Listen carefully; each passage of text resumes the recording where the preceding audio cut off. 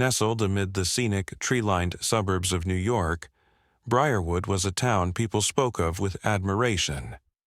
Manicured lawns stretched from one stately home to the next, each yard a quiet proclamation of affluence. But something dark happening beneath the surface. Elizabeth Foster had once believed she'd found her purpose in life. At 29, she seemed to have everything: beauty, intelligence, and the admiration of her students. She was a dedicated AP English teacher, known for her inventive lessons and for treating her students as if they were capable of more than they knew. Tall and striking, with deep-set brown eyes that often seemed to carry a hidden sadness, Elizabeth possessed a charisma that captured people's attention. Her students adored her, and her colleagues respected her. But despite the admiration she received, Elizabeth was discontented. Once, she had dreamed of writing novels and traveling the world, living a life of exploration and creativity. She had wanted to experience life deeply and meaningfully. But as the years went by, reality pulled her ambitions down, piece by piece, until they felt out of reach. Teaching at Briarwood High had been a compromise, a chance to still work with words, to nurture young minds, but it wasn't the life she had imagined for herself. The dreams she had as a young woman had faded into a quiet ache she could never quite shake. Her marriage was another burden. Derek, her husband, had once seemed like her perfect match. They had met in college, both ambitious and driven, imagining a future filled with shared dreams. But over time, Derek had shifted his focus entirely to his career in accounting, becoming a man who cared more about numbers than about shared memories. He was steady and dependable, but he lacked the passion Elizabeth craved. Conversations dwindled to household chores and bills, their interactions filled more with routine than with love. She felt as if she were invisible in her own home, a ghost haunting the life she was supposed to be living. School was her one solace. In her classroom, she felt seen, respected. Her students' curiosity, their questions, and their laughter offered her the affirmation she no longer received at home. And so, she threw herself into her work, finding a strange comfort in her role as a teacher. It was during one of these classes, early in the fall semester, that Jake Monroe walked into her life, sparking something within her that had lain dormant for years. Jake Monroe was a senior, but he had a presence that seemed older, more grounded. 18 years old, Jake was tall and athletic, with dark, unruly hair and piercing blue eyes that could hold a person's gaze just a little too long. His quiet confidence and intelligence stood out to Elizabeth from the first day. He wasn't like the other students who rushed through her classroom, eager to leave and get on with their day. Jake lingered, and in his writing, Elizabeth saw a sensitivity and depth that she rarely encountered in someone his age. His essays displayed a maturity beyond his years, and his voice, though quiet, commanded attention when he chose to speak. Soon, Jake began to stay after class to discuss his college essays and share pieces of his life with her. Elizabeth was careful at first, only talking about his future and his ambitions, but as the weeks passed, their conversations became more personal. Jake shared his frustrations with his parents' high expectations, the way he felt out of place among his peers, how his family saw him as nothing more than a future success story. Elizabeth, touched by his vulnerability, found herself confiding in him about her own life. She spoke of her lost dreams, her regrets, and the suffocating routine of her marriage. It started innocently enough.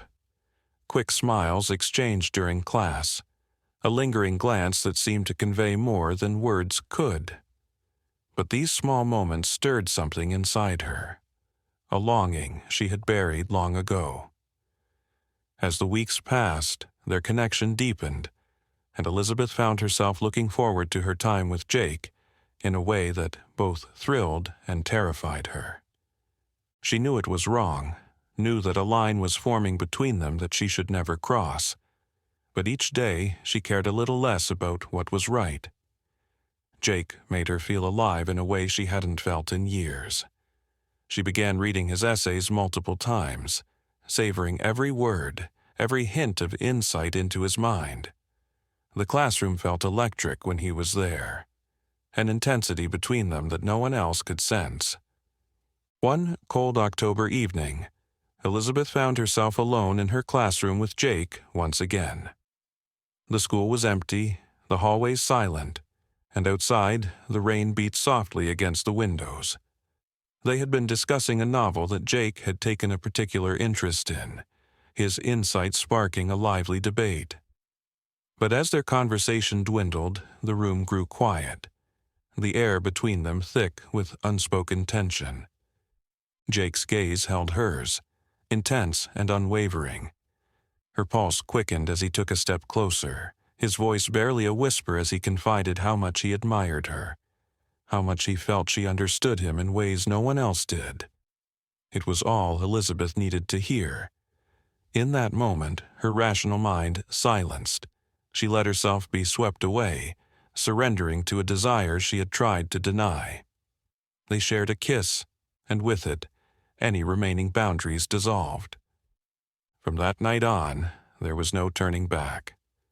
Their affair became a carefully guarded secret, hidden from prying eyes but consuming them both. Elizabeth rented a secluded cabin on the outskirts of town, a place where they could be alone, far from the judgmental eyes of Briarwood. Each stolen encounter only deepened her obsession, convincing her that Jake was more than just an escape, that he was her salvation, her chance to reclaim a life that had slipped away from her grasp.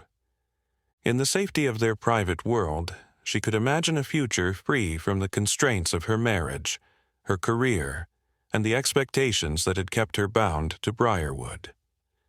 She began to believe that Jake felt the same, that he was as consumed by their connection as she was. But while she became lost in her fantasies, Jake's feelings began to shift. For Jake, the thrill of their forbidden relationship was undeniable. At first, it was exhilarating, intoxicating, to be desired by someone older, someone who saw him as an equal, someone who shared her vulnerabilities with him. But as the weeks passed, the intensity of Elizabeth's emotions started to feel overwhelming. Her texts became more frequent, her messages peppered with confessions of love and hints of a future she was beginning to imagine for them both. Jake found himself feeling trapped, suffocated by her neediness. He was 18, with college looming on the horizon and dreams of his own to explore. Elizabeth's constant demands for his time, her probing questions, her insistence that they were meant for each other, it was all becoming too much. He began to avoid her more and more, his replies growing curt, his excuses piling up. But he didn't know how to break free from the web he had helped create. When he finally gathered the courage to tell Elizabeth that he wanted to end things, her reaction was one of desperation. She begged him to meet her one last time, pleading that she needed closure, that she couldn't let go without talking face to face. Reluctantly, Jake agreed, hoping he could end things with as little drama as possible. At home, Derek had begun to notice the changes in Elizabeth. She was glued to her phone, texting at all hours, staying late at school with excuses that grew thinner by the day. She seemed distant, preoccupied, and Derek couldn't ignore the uneasy feeling gnawing at him. He had always prided himself on his ability to keep their lives organized and stable, but now that stability was threatened by something he couldn't quite place. One evening, unable to bear the uncertainty any longer, Derek decided to follow her. He watched as Elizabeth drove through winding back roads, her car pulling into the driveway of a small, isolated cabin. He parked a safe distance away, his stomach churning as he saw a young man step out of the shadows, meeting Elizabeth at the door. In that moment, Derek's worst fears were confirmed. He sat there, paralyzed, his mind racing with anger and betrayal. Rather than confront her on the spot, he chose to wait. His rage simmered, giving way to a cold, calculated fury. He planned his confrontation, determined to make Elizabeth suffer for her betrayal. The next evening, Elizabeth convinced Jake to meet her at the cabin. She arrived first, pacing nervously, her mind swirling with desperation and fear. When Jake finally arrived, his demeanor was distant, his gaze averted. He spoke of college, of moving on, his words cutting through her like a blade. Elizabeth's composure cracked, her voice trembling as she pleaded with him to stay, to imagine a life together. Their argument grew heated, voices rising in the small cabin, echoing against the wooden walls. Suddenly, the door burst open, and Derek strode in, his face a mask of fury. Elizabeth froze, her heart pounding as Derek's gaze settled on Jake with an intensity that made the younger man's blood run cold. Without warning, Derek lunged at Jake, tackling him to the ground. Elizabeth screamed, paralyzed with fear as the two struggled. In a desperate attempt to defend himself, Jake grabbed a fire poker lying by the fireplace, swinging it with all his strength. The metal struck Derek's head with a sickening thud, and he collapsed, blood pooling around him. For a moment, time seemed to stop. Elizabeth fell to her knees, sobbing uncontrollably, while Jake backed away, horror etched on his face.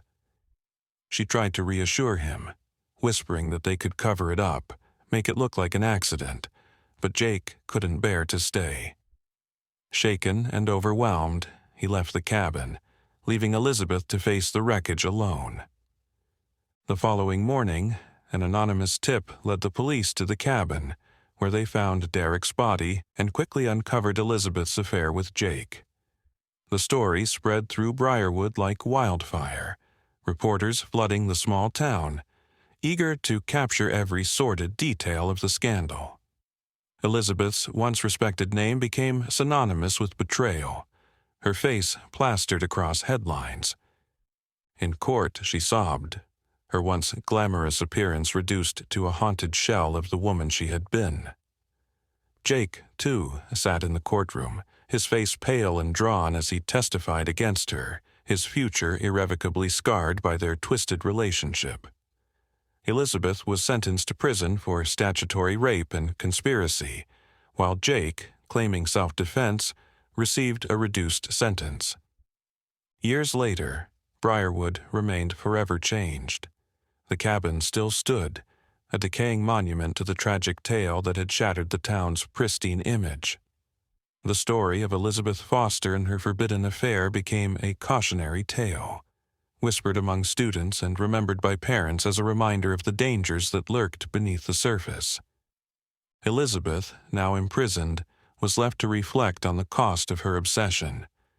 Her dreams had died long ago, but now, in the solitude of her cell, she grappled with the price she had paid for trying to reclaim them. Jake, though free, carried the weight of their affair with him, a shadow that would follow him wherever he went. Briarwood moved on, but the memory of Elizabeth Foster and her deadly obsession lingered, a scar on the town's once untarnished image.